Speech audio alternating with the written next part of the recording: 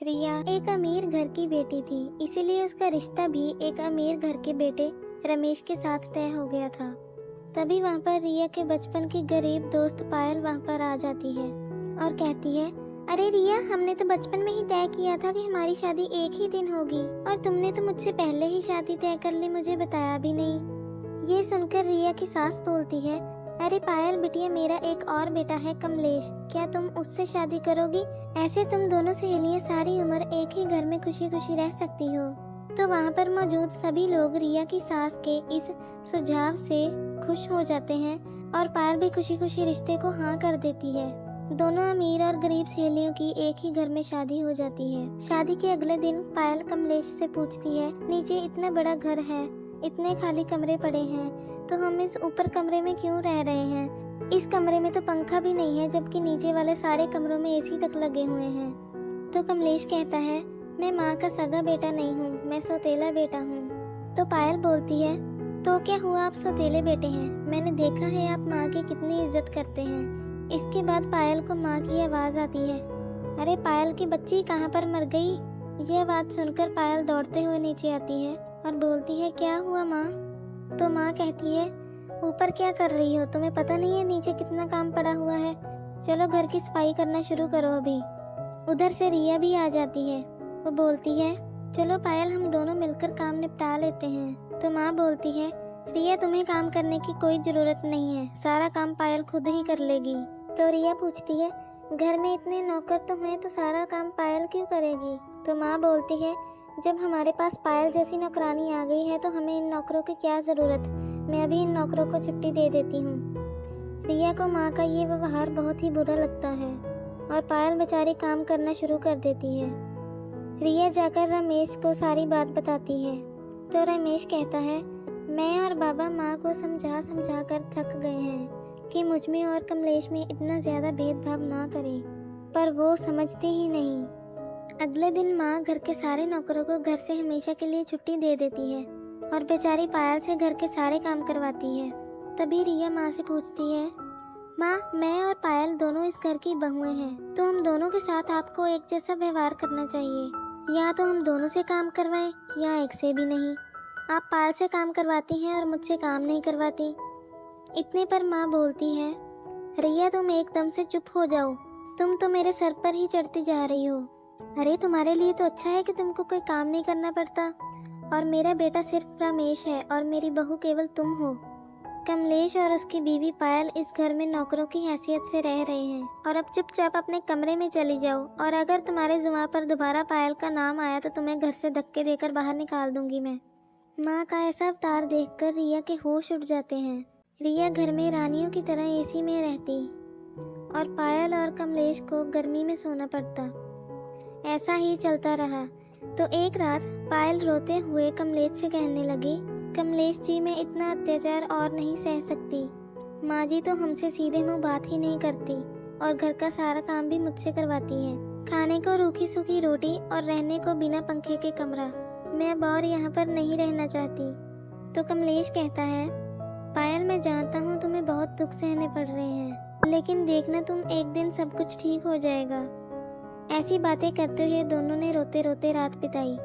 अगली सुबह माँ और बाबूजी कार में कहीं जा रहे थे और रास्ते में उनका एक भयानक एक्सीडेंट हो गया, जिसकी वजह से माँ की दोनों किडनियाँ डैमेज हो गई और बाबूजी की दोनों आंखें चली गईं। हॉस्पिटल में डॉक्टर ने कहा, रमेश, कमलेश, आपके माँ और बाबूजी को बचाना बहुत ही मुश्किल है।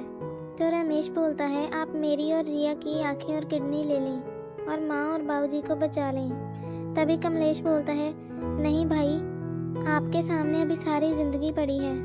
और कमलेश डॉक्टर को कहने लगता है, डॉक्टर साहब, आप मेरी एक आंख बाबूजी को लगा दें और मेरी एक किडनी माँ जी को लगा दें। इसके बाद पायल भी बोलती है, आप मेरी भी एक आंख बाबूजी को लगा दें और मेरी एक किडनी भी माँ को दे दें। जैसे मेरे पति होंगे वैसे ही मैं होंगी। ये सब देखकर डॉक्टर की आंखों में भी आंसू आ जाते हैं और ऐसा ही किया जाता है।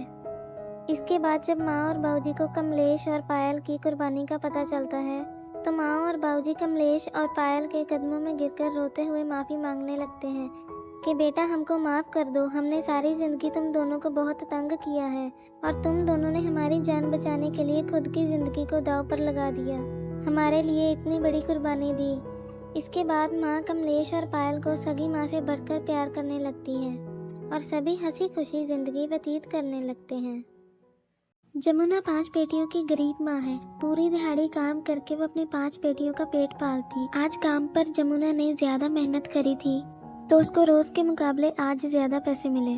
जमुना घर जाते हुए सोच रही थी कि आज उसको ज़्यादा पैसे मिले हैं तो आज वो अपनी बेटियों को कुछ अच्छा बनाकर खिला सकती है।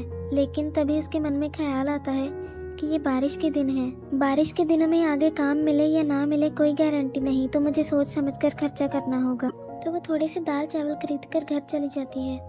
घर में सबसे छोटी बेटी मुनिया रो रही होती है, जिसको बाकी की चारों बेटियां चुप करा रही होती हैं। तो जमुना की गोद में आकर मुनिया उसी समय चुप हो जाती है। तो उन चारों बेटियों में से एक बेटी बोलती है, माँ हमें भी बहुत भूख लगी है, कुछ खाने को दो ना। तो जमुना बोलती है, ठीक है मैं तुम्हारे लिए दाल चावल बना देती हूँ। तो 5 साल की पूजा चिढ़कर बोलती है, माँ क्या तुम ये रोज़ रोज़ गरीबों वाला खाना बनाती हो, कुछ अच्छा बना के दो आज। सबसे बड़ी बेटी आशा बोलती है, देखो पूजा, हमारी माँ हमारे लिए सारा दिन भूखी प्यासी रहकर काम करती है और फिर जाकर हमें ये दाल चावल खाने को मिलते हैं। तो पूजा आशा के समझाने पर समझ जाती है और चारों बेटियां खुशी से खाना खाने लगती हैं। अगले दिन जब जमुना काम के लिए निकलने वाली होती है तो ज़ोरों से बारिश शुरू हो जाती है। जमुना बारिश के रुकने का इंतज़ार करती रही, लेकिन सुबह से शाम हो गई, बारिश नहीं रुकी। तो शाम को जमुना अपनी बेटियों को बचे हुए राशन का खाना बनाकर खिला देती है और बाकी के बचाए हुए पैसों से घर का राशन पानी खरीद लाती है। अब बारिश होते हुए 5 दिन हो जाते हैं और जमुना के घर का सारा राशन भी खत्म हो जाता है। अब जमुना के घर खाने के लिए एक दाना भी नहीं था। जमुना कहती है, अब मैं अपनी बेटियों को क्या खिलाऊंगी, इस बारिश का कहर हम गरीबों पर ही क्यों टूटता है। अपनी गरीबी के बारे में सोचकर जमुना फूट फूट कर रोने लगती है। तभी जमुना के घर की कच्ची छत से पानी टपकने लगता है। जमुना और सारी बेटियां परेशान हो जाती हैं कि वो ऐसी टपकती छत के नीचे सोएंगी कहाँ। बारिश और तूफान इतना ज़ोरों से था कि जमुना के आधा घर भी टूटकर ढह जाता है। तो जमुना डर के मारे बच्चियों को लेकर एक कोने में बैठ जाती है। 2 दिन वो ऐसे ही कोने में बैठी रही। अब बेटियों से भूख बर्दाश्त नहीं हो रही थी, इसलिए जमुना उनको कहती है, तुम यहीं बैठी रहना, मैं कुछ करती हूँ। तो जमुना बाहर बारिश में अपनी बेटियों के लिए खाने का इंतज़ाम करने निकल जाती है। तभी उसको एक नहर के किनारे साग उगा हुआ दिखता है। वो सोचती है, ये साग बेचकर मैं अपनी बेटियों के लिए खाने के लिए कुछ पैसे जमा कर लूँगी। तो बेचारी गरीब जमुना अपनी बेटियों के लिए जान जोखिम में डालकर गहरे पानी में उतरकर साग तोड़ती है और मंडी में जाकर साग बेचने लगती है। एक ग्राहक जमुना से साग खरीद लेता है और बदले में उसको 50 रुपये दे देता है। उस 50 रुपये का जमुना ब्रेड खरीद लेती है। बारिश और तूफान बढ़ता ही जा रहा था। तभी एक अनाउंसमेंट होती है, बारिश का पानी बाढ़ बनके इस गांव की तरफ आ रहा है, सभी अपनी जान बचाकर भागो। जमुना अपनी बेटियों की चिंता में भागते हुए घर पहुंचती है और बेटियों को लेकर सुरक्षित स्थान ढूंढने के लिए निकल जाती है। 2 दिन से भूखी होने की वजह से पूजा चक्कर खाकर गिर जाती है और बारिश के पानी में बह जाती है। जमुना उसको बचाना चाहती थी, लेकिन बारिश का पानी न जाने उसको कहाँ बहाकर ले गया। तभी सुरक्षाकर्मी आते हैं और उन सभी को अपने साथ बिठाकर एक सुरक्षित स्थान पर ले जाते हैं। वहाँ उनको खाना भी दिया जाता है, लेकिन जमुना की आंखें अभी भी सपना को ढूंढ रही थी। तभी उसको सर पर पट्टी बंधे हुए सपना दिखाई देती है और वो भागकर सपना के पास जाती है और कहती है, शुक्र है भगवान का तुम ठीक हो और मुझे मिल गई। जमुना का घर बार तो सब छिन गया था, लेकिन वो अपनी 5 बेटियों को सही सलामत अपने पास पाकर संतुष्ट थी। पायल नाम की एक गरीब लड़की अपने गरीब माता पिता के सामने बैठी रो रही थी। कहती है, माँ बाबूजी, आपने ये घर बहुत ही मेहनत से बनाया है। मेरी शादी के लिए आपने अगर ये घर बेच दिया तो आप कहाँ रहेंगे। मैं खुद की खुशियों के लिए आपको दुखी नहीं करना चाहती। आप मेरे रिश्ते से मना कर दें और आप ये घर ना बेचें। पायल की ये बातें उसकी अमीर सहेली अनुपमा बाहर खड़ी सुन लेती है और सोचती है, मेरी सहेली इतने दुख में है और मुझे खबर नहीं। अनुपमा अंदर जाती है तो पायल और उसके माता पिता उसको देखकर आंसू पोंछ लेते हैं। अनुपमा पायल को कहती है, मेरी और तुम्हारी शादी एक ही दिन होगी और वो भी यहाँ पर तुम्हारे घर में। कल मेरे पापा मरम्मत कर्मचारियों को यहाँ पर भेज देंगे, वो यहाँ पर घर की मरम्मत कर देंगे। तो पायल कहती है, अनुपमा मेरी बहन, मैं जानती हूँ तुम ये इसलिए कर रही हो ताकि मेरी भी शादी हो जाए और ये घर भी ना बिके। तुमने बचपन से मुझ गरीब के लिए बहुत कुछ किया है, बस कर यार अब और नहीं। तो अनुपमा कहती है, तू मेरी बहन से बढ़कर सहेली है, तेरी खुशियों का ख्याल रखना मेरा कर्तव्य है। बस अब ये इमोशनल बातें बंद करो और मुझे घर जाने दो। बहुत सारी तैयारियां करने को पड़ी हैं। और उसके बाद पायल के घर में ही अनुपमा और पायल की शादी हो जाती है। दोनों शादियों का सारा खर्चा भी अनुपमा के घर वाले करते हैं। पायल की जहाँ पर शादी हुई है वो भी एक गरीब खानदान है, जबकि अनुपमा की शादी उन्हीं की तरह एक अमीर खानदान में हुई है। एक दिन पायल अनुपमा के ससुराल उसको मिलने आती है। अनुपमा अपनी सास सुजाता को कहती है, माँ ये मेरी बचपन की दोस्त है। सुजाता पायल को ऊपर से नीचे तक देखती है और कहती है, ये तुम्हारी बचपन की दोस्त है? ये तो पूरी फटीचर गरीब लग रही है। अनुपमा पायल को कहती है, तुम सोफे पर बैठो, मैं तुम्हारे लिए कुछ खाने को लाती हूँ।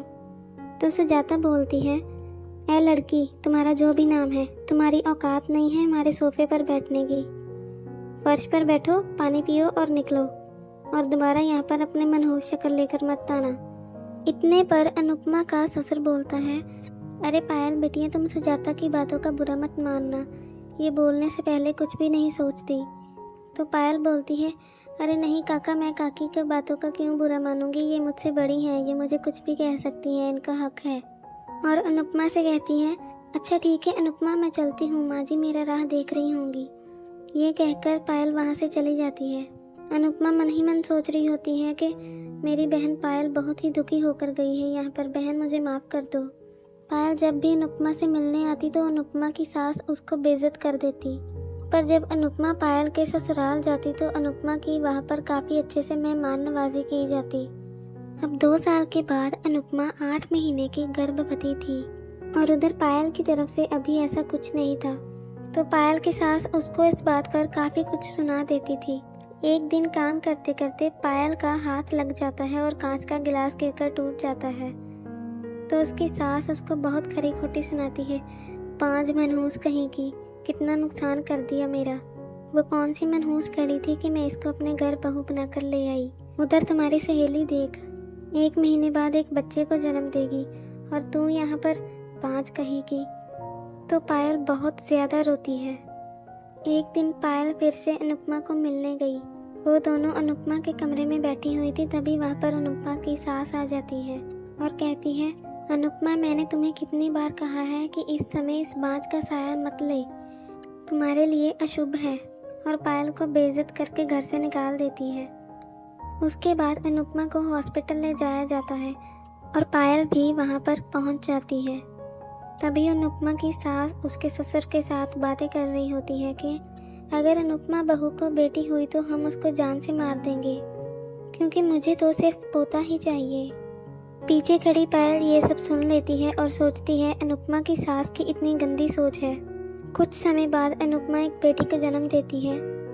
पायल घबरा जाती है, हे भगवान, अनुपमा को तो बेटी हुई है।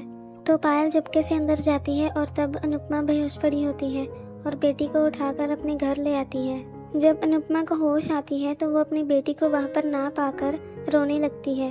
डॉक्टर से पूछती है, कहाँ है मेरी बच्ची। डॉक्टर कहते हैं, आप फिक्र मत करें, हम जल्द ही बच्चे चोर को पकड़ लेंगे। यहाँ पर कैमराज लगे हुए हैं, उन कैमराज में पता चल जाएगा किसने बच्चा चुराया है। उधर अनुपमा की सास सोचती है, अरे अनुपमा को बेटी हुई थी, अच्छा ही हुआ किसी ने चुरा लिया उसको। इसके बाद सभी लोग कैमरे में देखते हैं कि पायल ने बच्ची को चुराया है और ये देखकर अनुपमा के होश उड़ जाते हैं। अनुपमा जल्दी से जल्दी पायल के घर पहुँचती है और उसको एक ज़ोरदार चाटा लगा देती है और कहती है, तुम्हें शर्म नहीं आई मेरी बेटी को चुराते हुए। पायल कहती है, मैंने तुम्हारी बेटी को चुराया नहीं बल्कि बचाया है।